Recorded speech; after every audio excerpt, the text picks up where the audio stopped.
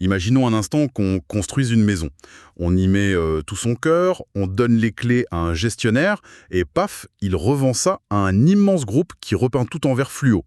La première réaction, ce serait de reprendre ses clés direct, non? Ah bah c'est sûr, c'est le réflexe de n'importe quel créateur. Sauf que dans le monde de l'édition, on a souvent changé la serrure entre-temps. C'est littéralement impossible de rentrer chez soi. Et c'est exactement le cœur de notre décryptage du jour.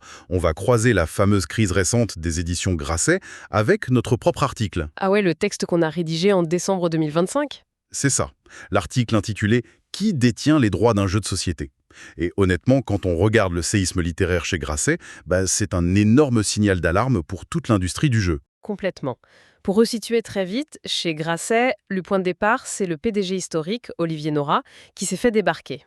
Oui, remplacé après une intervention directe de l'actionnaire Vincent Bolloré, c'est ça? Exactement. Et le résultat immédiat, c'est genre plus de 300 auteurs et autrices qui claquent la porte pour des raisons purement idéologiques. Et il réclame cette fameuse clause de conscience?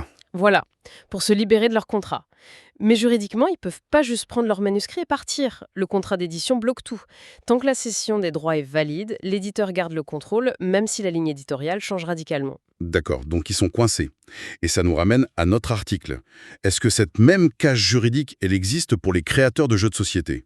Genre, si je quitte mon éditeur, je récupère mon jeu intact. C'est un peu l'illusion qu'on a. Mais non. Enfin, je veux dire, comme on récupère sa voiture chez le garagiste avec toutes ses pièces, quoi.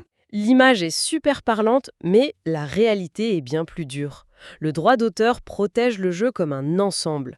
En cas de rupture, on récupère pas une voiture prête à rouler, on récupère plutôt une carcasse. Attends, une carcasse?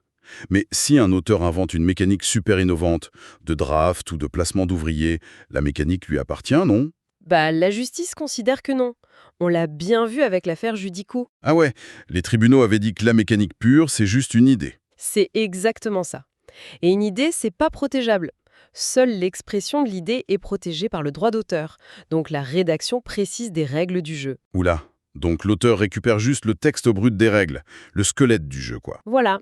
Le nom reste une marque déposée de l'éditeur. Et tout le reste? Les illustrations, les moules des figurines, tout ça, ça appartient à l'éditeur ou aux artistes? C'est fou la précarité que ça implique en coulisses pour les auteurs. Surtout quand on sait, comme on l'a souligné dans notre enquête, qu'il touche souvent que 2,5 à 3% du prix public de la boîte. Ouais, il faut vraiment un succès planétaire genre King Domino de Bruno Catala pour espérer en vivre confortablement. Et pour survivre sans ce méga hit, la stratégie, c'était de se diversifier. Bruno Faiduti, le créateur de Citadel, l'expliquait super bien dans notre article.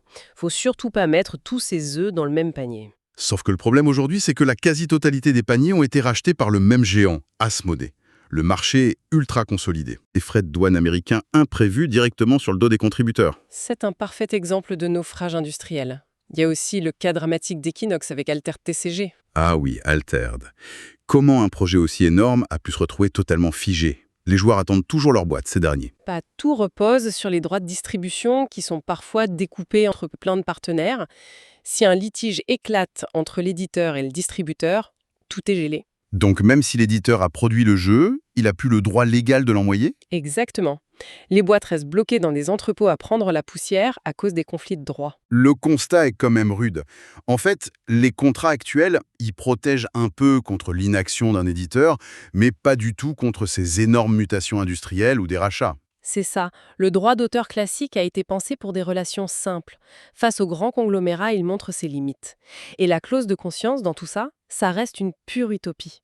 Ce qui m'amène à une dernière réflexion un peu provocatrice peut-être.